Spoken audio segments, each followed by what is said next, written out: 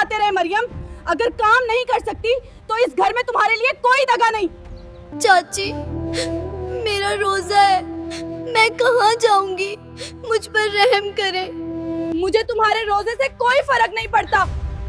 अभी और इसी वक्त ये घर खाली करो।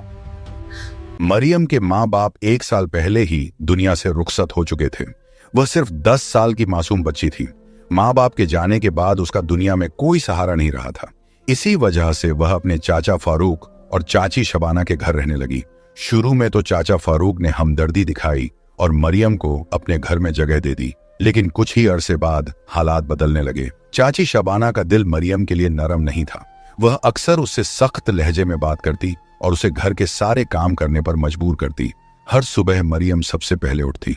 वह घर साफ करती, बर्तन धोती, पानी भरती और फिर चाची के कहने पर दूसरे काम भी करती रहती।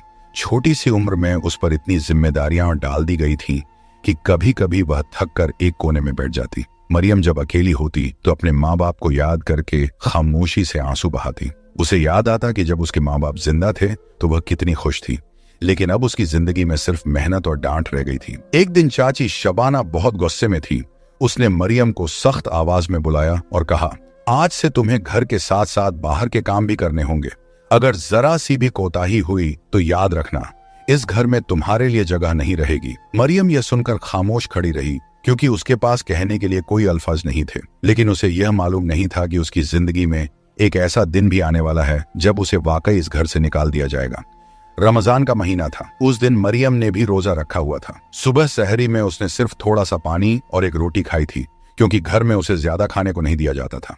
पूरा दिन मरियम रोजे की हालत में घर के काम करती रही। वह बर्तन धोती, घर साफ करती और पानी भरकर लाती रही। कमजोरी के बावजूद वह खामोशी से सब काम करती रही। शाम के करीब जब इफ्तार का वक्त होने वाला था तो मरियम बहुत थक चुकी थी और वह थोड़ी देर के लिए किचन के एक कोने में बैठ गई। इतने में चाची शबाना किचन में आई और उसने देखा कि कुछ बर्तन अभी धोने बाकी थे। वह फौरन गुस्से में आ गई और जोर से बोली, मरियम, तुम यहाँ बैठी क्या कर रही हो? काम क्यों नहीं किया अभी तक? मरियम ने आहिस्ता से कहा, चाची मैं अभी कर देती हूँ, बस थोड़ी कमजोरी हो रही थी। लेकिन चाची शबाना को उसकी बात पर जरा भी रहम न आया। उसी वक्त चाचा फारूक भी घर आ गए। चाची शबाना ने फौरन शिकायत शुरू कर दी और बोली, देखो फारूक, ये लड़की अब बिल्कुल काम नहीं करती, सारा दिन बहाने बनाती रहती है। मरियम खामोश खड़ी रही और उसकी आंखों में आंसू आ गए थे। अचानक चाची शबाना ने गुस्से में दरवाजा खोला और बोली, बस अब तुम इस घर में नहीं रह सकती, अभी के अभी यहाँ से निकल जाओ। मरियम घबरा कर बोली, चाची मेरा रोजा है और मेरे पास जाने की कोई जगह भी नहीं। लेकिन चाची शबाना का दिल पत्थर बन चुका था। उसने मरियम का छोटा सा थैला उठाया और दरवाजे के बाहर फेंक दिया और बोली, हमें तुम्हारी जरूरत नहीं, जहां जाना है जाओ। ये कहकर उसने दरवाजा जोर से बंद कर दिया। अब 10 साल की मासूम मरियम रमजान की शाम में रोजे की हालत में सड़क पर खड़ी थी। उसकी आंखों से आंसू बह रहे थे और उसे यह भी नहीं मालूम था कि वह इफ्तार कहाँ करेगी और रात कहाँ गुजारेगी। जब चाची शबाना ने मरियम को घर से निकाला तो उस दिन मरियम का रोजा था। शाम होने वाली थी और मरियम आहिस्ता आहिस्ता गांव की कच्ची सड़क पर चलने लगी। उसके हाथ में सिर्फ एक छोटा सा पुराना थैला था। चलते चलते वह गांव से दूर एक वीरान खेत के पास पहुंच गई। वहां एक पुराना सा टूटा हुआ छप्पर बना हुआ था, जहां कभी किसान बैठा करते थे। मरियम बहुत थक चुकी थी, इसलिए वह वहीं जमीन पर बैठ गई। उसे बहुत भूख और प्यास लग रही थी, क्योंकि पूरा दिन रोजे की हालत में गुजरा था। उसने आसमान की तरफ देखा और आहिस्ता से कहा, या अल्लाह, अब तू ही मेरा सहारा है। आहिस्ता आहिस्ता अंधेरा होने लगा और हवा भी ठंडी चलने लगी। मरियम डर गई, मगर वह छप्पर के अंदर एक कोने में जाकर बैठ गई। अंधेरा धीरे धीरे बढ़ने लगा था और मरियम छप्पर के अंदर बैठी हुई थी। पूरा दिन रोजे की हालत में गुजर चुका था और अब उसे शदीद भूख और प्यास लग रही थी। उसने हिम्मत की और आहिस्ता आहिस्ता छप्पर से बाहर निकल आई। चारों तरफ वीरानी थी और दूर तक खेत फैले हुए थे। चलते चलते अचानक उसकी नजर थोड़ी दूर एक पुराने कुएं पर पड़ी। मरियम आहिस्ता आहिस्ता वहां तक गई। कुएं के पास एक पुराना सा डोल और रस्सी पड़ी हुई थी, जो शायद किसान पानी निकालने के लिए इस्तेमाल करते थे। मरियम ने कांपते हाथों से रस्सी पकड़ी और डोल को कुएं के अंदर छोड़ दिया। कुछ लम्हों बाद उसने पूरी ताकत लगाकर डोल को ऊपर खींचा। डोल में ठंडा पानी भरा हुआ था। मरियम ने फौरन आसमान की तरफ देखा और आहिस्ता से कहा, या अल्लाह तेरा शुक्र है। फिर उसने अल्लाह का नाम लेकर एक घूंट पानी पिया और अपना रोजा इफ्तार किया। पानी पीने के बाद उसके जिस्म में थोड़ी ताकत आ गई, लेकिन रात अभी गहरी हो रही थी और वीरान खेतों में हवा भी तेज चलने लगी थी। मरियम दोबारा आहिस्ता आहिस्ता चलकर उसी टूटे हुए छप्पर में वापस आकर बैठ गई। अब उसके दिल में एक ही ख्याल था, या अल्लाह, अब मेरी जिंदगी का आगे क्या होगा। दूसरी तरफ उसी वक्त मरियम के चाचा फारूक और चाची शबाना अपने घर के सहन में बैठे हुए थे। दिन का वक्त था और सहन में हल्की सी खामोशी थी। चाची शबाना चारपाई पर बैठी मुतमिन नजर आ रही थी, जैसे उसे किसी बात की कोई फिक्र न हो। वह बेपरवाही से बोली, अच्छा हुआ वह लड़की घर से चली गई, हर वक्त एक बोझ बनी रहती थी। चाचा फारूक भी करीब ही बैठा हुआ था। उसने एक लम्हा सोचा, फिर आहिस्ता से बोला, लेकिन शबाना वह अभी छोटी बच्ची है, अकेली कहाँ गई होगी। शबाना ने लापरवाही से जवाब दिया, मुझे उससे कोई मतलब नहीं, अब वह जहां भी जाए हमें तो सुकून मिल गया है। ये कहकर वह उठकर घर के अंदर चली गई, जैसे उसे मरियम की कोई फिक्र ही ना हो। चाचा फारूक कुछ देर सहन में खामोश बैठा रहा। उसके दिल में हल्की सी बेचैनी जरूर थी, मगर वह भी खामोश रहा और कुछ न कह सका। उधर मरियम छप्पर के नीचे बैठी कुछ देर खामोश रही, फिर उसने आहिस्ता से अपना छोटा सा थैला उठाया और खड़ी हो गई। उसने इधर उधर देखा, चारों तरफ सुनसान खेत और कच्चे रास्ते थे। मरियम को समझ आ गया कि यहां रहकर उसका गुजारा मुश्किल है। ये सोचकर वह कच्ची पगडंडी पर चल पड़ी। मरियम आहिस्ता आहिस्ता गांव के रास्तों से गुजरती हुई आगे बढ़ने लगी। रास्ता लंबा था, मगर वह बिना रुके चलती रही। कुछ देर बाद वह गांव के आखिरी घरों के पास पहुंची। मरियम ने एक लम्हे के लिए पीछे मुड़कर गांव की तरफ देखा, फिर खामोशी से शहर की तरफ जाने वाले रास्ते पर चल पड़ी। अब वह अकेली पैदल शहर की तरफ रवाना हो चुकी थी। कुछ देर बाद मरियम एक बड़ी सड़क के किनारे पहुंच गई। वहां कई गरीब लोग जमीन पर बैठे हुए थे। कुछ औरतें और मर्द इफ्तार के लिए दस्तरख्वान लगा रहे थे। लोगों को खजूरें, पानी और रोटियां दी जा रही थीं। मरियम थोड़ी देर दूर खड़ी होकर यह मंजर देखती रही, फिर आहिस्ता आहिस्ता चलकर वह भी उन लोगों के साथ सड़क के किनारे जाकर बैठ गई। जैसे ही अजान की आवाज सुनाई दी, सबने इफ्तार करना शुरू कर दिया। मरियम ने भी खामोशी से खजूर और रोटी का एक टुकड़ा लिया और अपना रोजा इफ्तार कर लिया। काफी देर बाद उसे पहली बार ऐसा लगा कि आज का दिन गुजर गया है, मगर उसे अभी यह नहीं मालूम था कि शहर में उसकी जिंदगी की असली जद्दोजहद अब शुरू होने वाली है। दूसरी तरफ गांव में मरियम के घर से चले जाने की खबर आहिस्ता आहिस्ता पूरे गांव में फैल गई थी।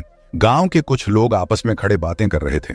एक बूढ़े आदमी ने अफसोस से कहा, फारूक ने ठीक नहीं किया, बच्ची अभी छोटी थी, उसे इस तरह घर से निकाल देना जुल्म है। दूसरा आदमी बोला, हाँ भाई, माँ बाप तो पहले ही दुनिया से चले गए थे, अब उसका सहारा भी छीन लिया गया। कुछ औरतें भी गली के कोने पर खड़ी यही बातें कर रही थीं। एक औरत ने आह भरते हुए कहा, अल्लाह जाने वह बच्ची अब कहाँ होगी, उसके साथ बड़ा जुल्म हुआ है। उधर घर के अंदर चाची शबाना बैठी थी। उसके चेहरे पर अब भी सख्ती थी, जैसे उसे इन बातों की कोई परवाह न हो। चाचा फारूक सहन में खामोश बैठा था और गांव वालों की बातें उसके कानों तक भी पहुंच रही थीं। उधर मरियम की जिंदगी शहर में आसान नहीं थी। हर दिन उसके लिए एक नई आजमाइश लेकर आता था। रमजान के दिन गुजरने लगे। मरियम रोज सुबह शहर की गलियों में घूमती, कहीं साया मिलता तो वहीं बैठ जाती। पूरा दिन वह सब्र के साथ रोजा रखती रहती। शाम के वक्त वह उसी सड़क के किनारे पहुंच जाती जहां गरीब लोगों के लिए इफ्तार का दस्तरख्वान लगाया जाता था। वह वहीं औरतों और बच्चों के साथ बैठ गई। जैसे ही मगरिब की अजान होती, सब लोग मिलकर रोजा इफ्तार करते। कभी उसे एक रोटी मिल जाती, कभी खजूर और पानी।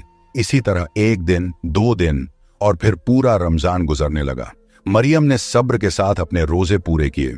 वह हर रोज इफ्तार के वक्त उसी दस्तरख्वान पर बैठती और बाकी वक्त शहर की सड़कों पर गुजार देती। आहिस्ता आहिस्ता ईद करीब आ गई, मगर मरियम की जिंदगी अब भी वही थी। न उसके पास घर था, न कोई अपना। ईद गुजरने के कुछ दिन बाद की बात है। अब रमजान खत्म हो चुका था और वह दस्तरख्वान भी नहीं लगते थे जहां मरियम लोगों के साथ बैठकर इफ्तार किया करती थी। उस दिन मरियम शहर की एक मसरूफ सड़क के किनारे फुटपाथ पर खामोश बैठी हुई थी। उसके चेहरे पर परेशानी साफ नजर आ रही थी, क्योंकि अब उसके पास खाने का भी कोई ठिकाना नहीं रहा था। इसी दौरान एक आदमी जल्दी जल्दी वहां से गुजरा। वह मोबाइल पर बात करते हुए आगे बढ़ रहा था। चलते चलते उसकी जेब से एक बटुआ नीचे गिर गया। मरियम ने तुरंत उसे आवाज दी, अंकल, आपका बटुआ गिर गया है। मगर सड़क पर शोर और लोगों के हुजूम की वजह से वह आदमी आवाज न सुन सका। वह तेजी से आगे बढ़ा, गाड़ी में बैठा और वहां से चला गया। मरियम ने आहिस्ता से बटुआ उठाया और कुछ देर उसे देखती रही।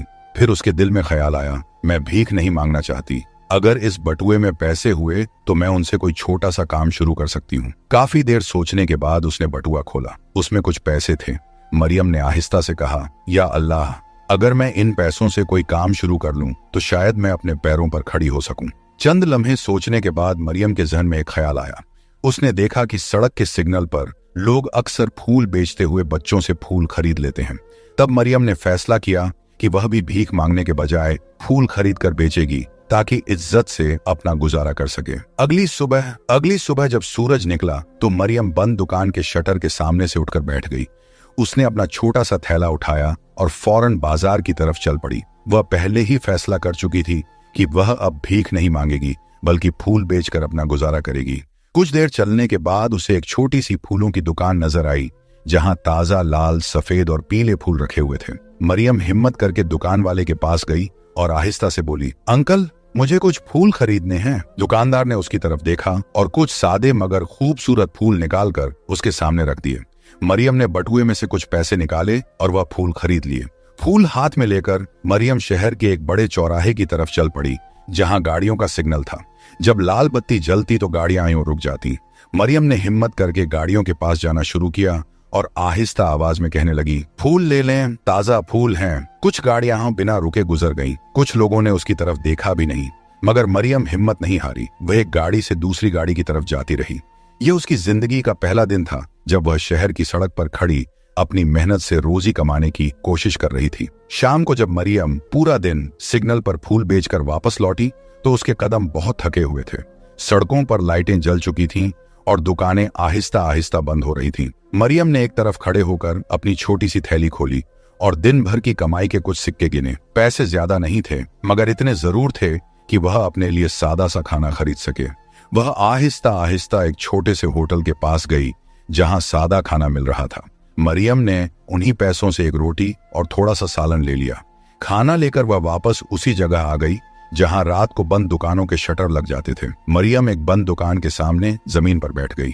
उसने खामोशी से रोटी तोड़ी और सालन के साथ आहिस्ता आहिस्ता खाने लगी।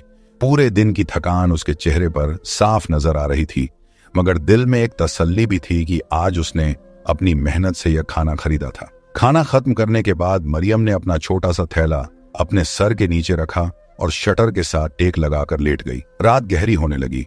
सड़क पर गाड़ियों की आवाजें कम होती गईं और थकी हुई मरियम की आंखें आहिस्ता आहिस्ता बंद हो गईं। कुछ ही देर में वह वहीं सो गई। दूसरी तरफ गांव में फारूक और उसकी बीवी शबाना अपने घर के सहन में बैठे हुए थे। घर में खामोशी छाई हुई थी। शबाना काम में मसरूफ थी जबकि फारूक एक तरफ बैठा सोच में गुम था। कुछ देर बाद शबाना ने आहिस्ता से कहा, फारूक, हमारे नसीब में शायद औलाद ही नहीं है। फारूक ने गहरी सांस ली और बोला, हाँ, अल्लाह की यही मर्जी है। घर में कुछ लम्हों के लिए फिर खामोशी छा गई।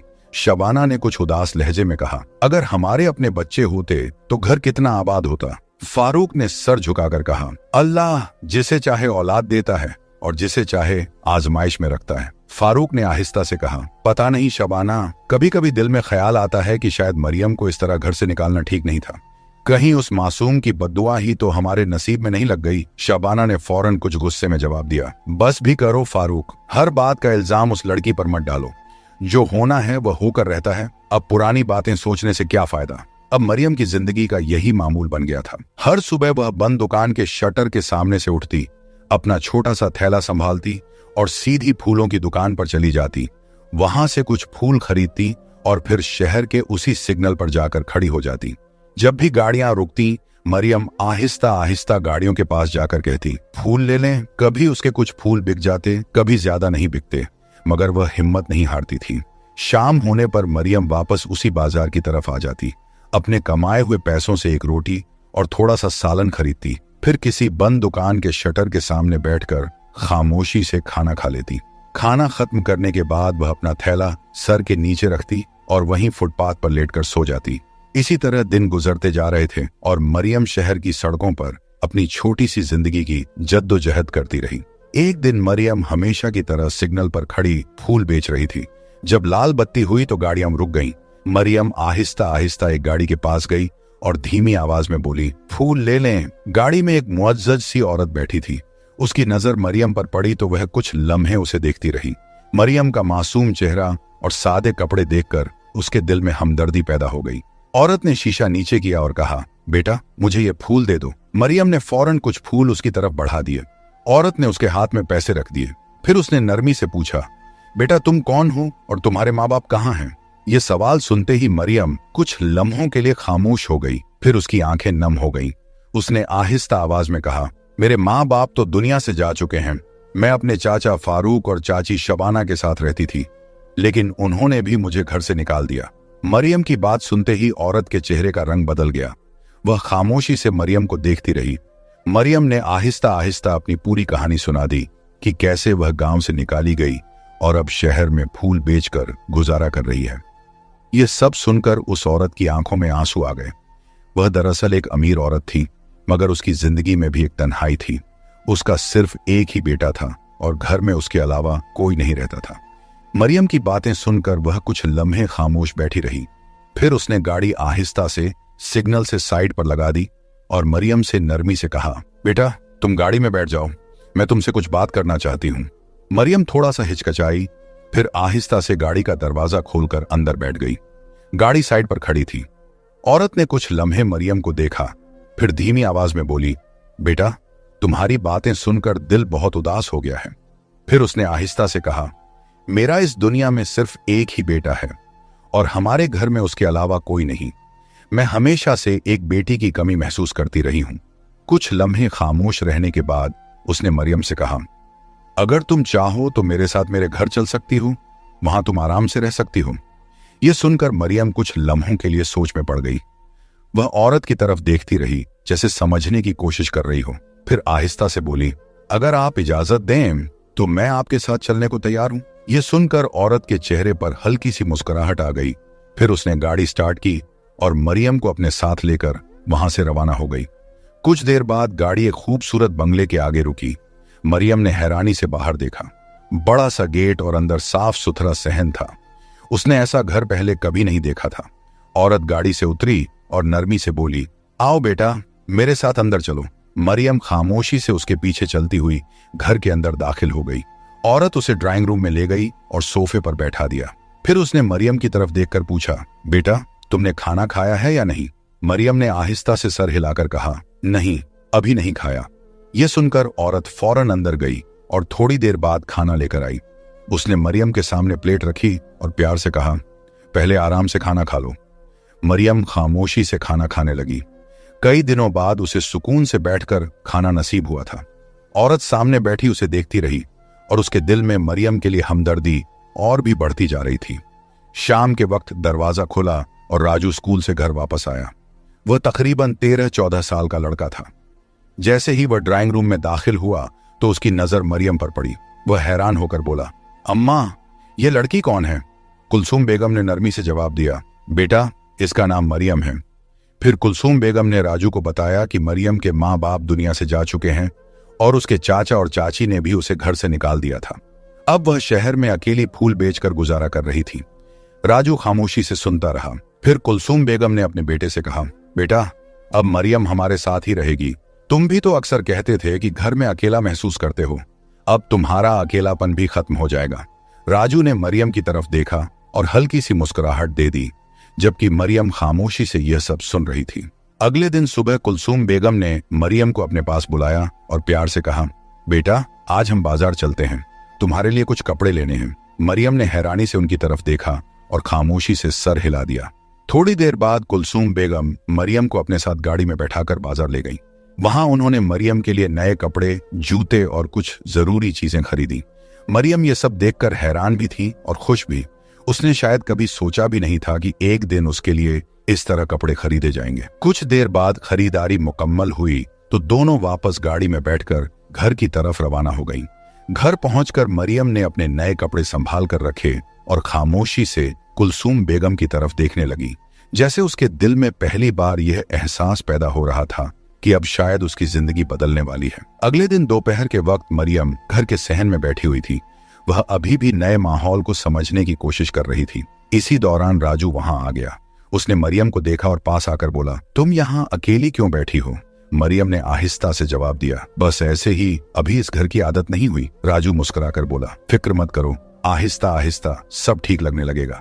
फिर वह मरियम के पास बैठ गया और दोनों आहिस्ता आहिस्ता बातें करने लगे। कुछ ही देर में दोनों के बीच झिझक कम होने लगी।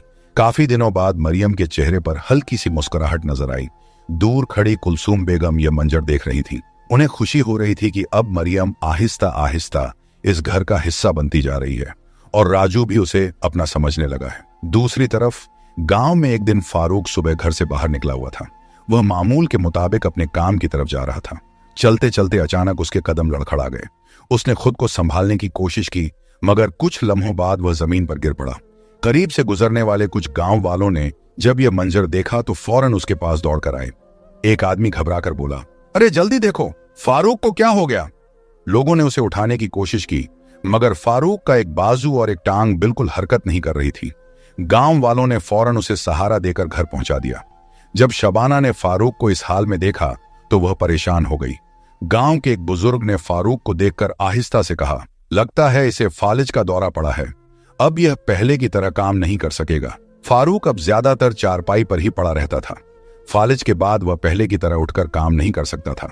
गांव वाले जब कभी उसके घर आते तो आपस में आहिस्ता आहिस्ता बातें करते और कहते, लगता है फारूक को मरियम की बद्दुआ लग गई है। फारूक ये बातें सुनकर खामोश रह जाता था, जबकि घर में अब कमाने का भी कोई जरिया नहीं रहा था। वक्त आहिस्ता आहिस्ता गुजरता गया। दिन हफ्तों में बदल गए और हफ्ते महीनों में गुजरने लगे। इसी दौरान मरियम भी बड़ी हो गई और राजू भी जवान हो गया। दोनों एक ही घर में रहते हुए एक दूसरे की आदत बन गए थे। वक्त के साथ साथ उनके दिलों में एक दूसरे के लिए मोहब्बत भी पैदा हो गई थी। एक दिन कुलसूम बेगम ने दोनों को अपने पास बुलाया। वह मुस्कुराकर बोली, बेटा, पता ही नहीं चला वक्त कैसे गुजर गया। तुम दोनों अब बड़े हो गए हो। फिर उन्होंने नरमी से कहा, मैं चाहती हूं कि अब तुम दोनों की शादी कर दी जाए। यह सुनकर मरियम और राजू एक दूसरे की तरफ देखने लगे। दोनों के चेहरों पर हल्की सी मुस्कुराहट आ गई, क्योंकि वह दिल ही दिल में एक दूसरे को पसंद करने लगे थे। कुलसूम बेगम ने दोनों के चेहरों को देखा तो उन्हें भी अंदाजा हो गया कि दोनों इस फैसले से खुश हैं। चंद दिनों बाद राजू और मरियम की शादी की तैयारियां शुरू हो गईं। कुलसूम बेगम ने बहुत शौक से शादी का इंतजाम किया। घर में खुशी का माहौल था और करीबी रिश्तेदार और जानने वाले सब शादी में शामिल हुए।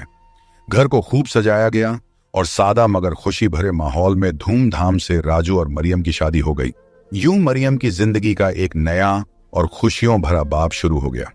शादी के बाद राजू रोज सुबह अपने काम के लिए दफ्तर चला जाता था। मरियम घर पर रहती और घर के काम संभालती। शाम के वक्त वह अक्सर दरवाजे की तरफ देखती रहती, क्योंकि उसे राजू के आने का इंतजार होता था। जब शाम को राजू दफ्तर से वापस आता तो मरियम मुस्कुराकर उसका इस्तकबाल करती। फिर दोनों एक साथ बैठकर खाना खाते और दिन भर की बातें करते। घर में सुकून और मोहब्बत का माहौल था। राजू मरियम का बहुत ख्याल रखता था और मरियम भी दिल से उसकी इज्जत और मोहब्बत करती थी। यूं दोनों खुशी खुशी अपनी जिंदगी गुजारने लगे। एक दिन राजू ने कहा, मरियम, चलो आज तुम्हें शहर घुमाने ले चलता हूं। दोनों गाड़ी में बैठकर शहर की सड़कों पर जा रहे थे। कुछ देर बाद गाड़ी एक सिग्नल पर रुक गई।